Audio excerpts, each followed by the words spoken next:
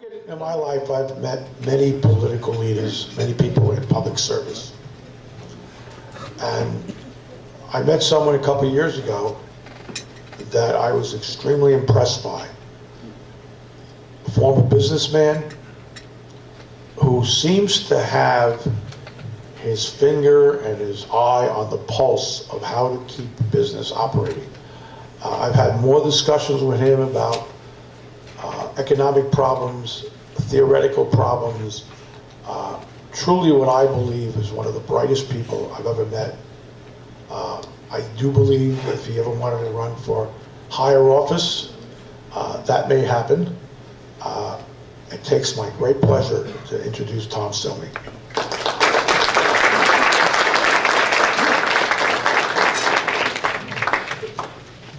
Well, thank you all very much, and Jack, thank you so much for that very nice introduction.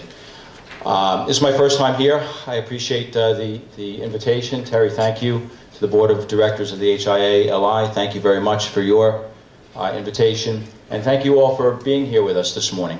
I'm going to talk to you on a more global, sort of philosophical level.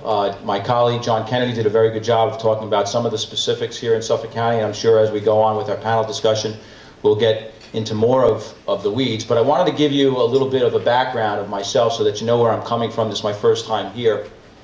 I've spent more than 2.5 decades in business. I graduated college from the New York Institute of Technology and went into the music business for a couple of years, and after that came back to Long Island and worked in local manufacturing for 8 years, and then owned my own commercial printing company for about 15 years.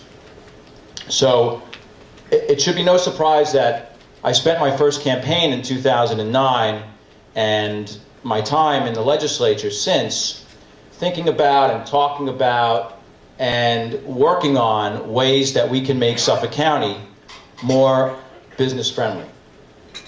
Talking with my colleagues about the consequences of some of the regulatory measures that we approve and that we debate. I always say to folks that there's a regulatory ignorance and bureaucratic arrogance in government at all levels, and it's certainly it's pervasive, but it's not across the board. There are some exceptions. But what do I mean by that? Lawmakers, by and large, don't really understand what it is to own and operate a business. Bureaucrats, people who have worked for government for much of their lives, sometimes don't care what it takes to own and operate a business. So we go about our business of passing laws and not thinking about how that's going to impact some of you.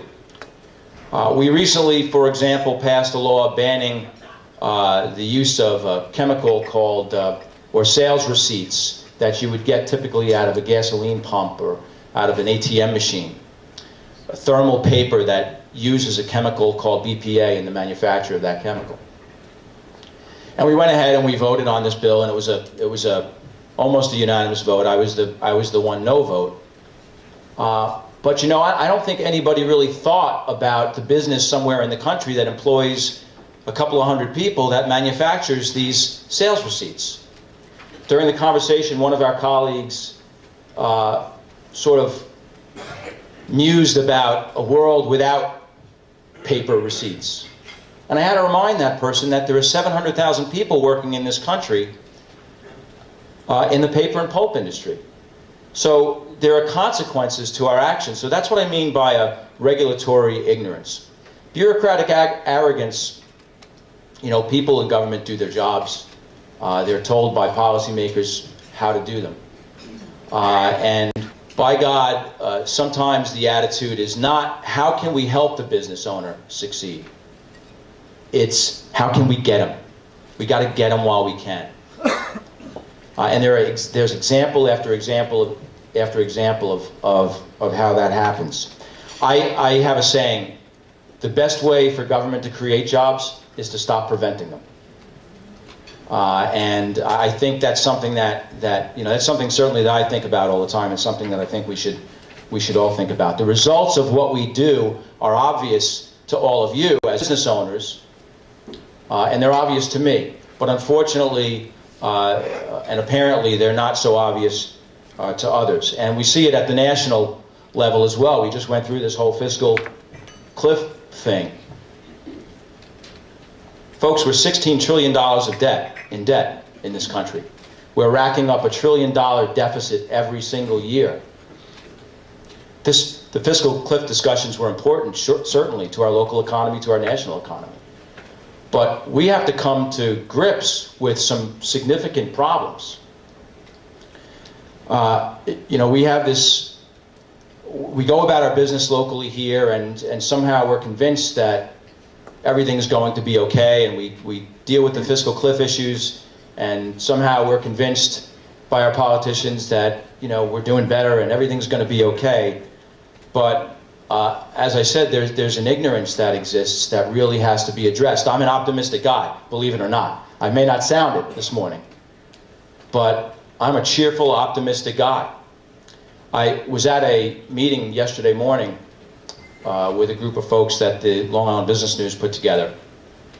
And they talked about, on a scale of 1 to 10, the confidence rating. And the panelists at this meeting had a confidence rating of between 6 and 7. And I thought to myself, where am I? Really, where am I? I mean, we have momentary blips in economic activity here, but when we have $16 trillion in national debt, when we have New York State, which is approaching its debt limit, when we have property taxes and energy costs as high as they are, how many of us, show of hands, how many of us have children in college? Okay, now keep your hands up. Keep your hands up. How many of you, leave your hands up if you expect those children to stay here on Long Island after they graduate? Far fewer of you. Who will represent our tax base in the future if all of our children are gone? Who's going to work for all of your companies?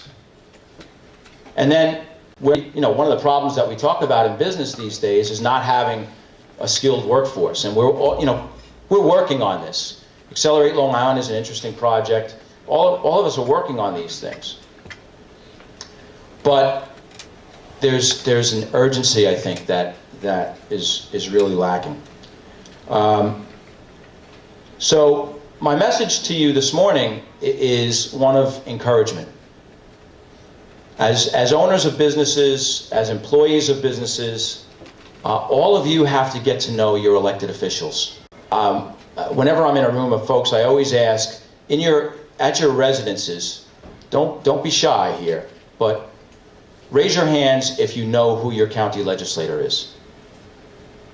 Good many of you. Well, that's good to see, because many people don't. And make no mistake, those of us in county government, folks in town government, folks at the national level, are having a profound impact on your lives today. What they're doing is having a profound impact on our economy and on jobs today.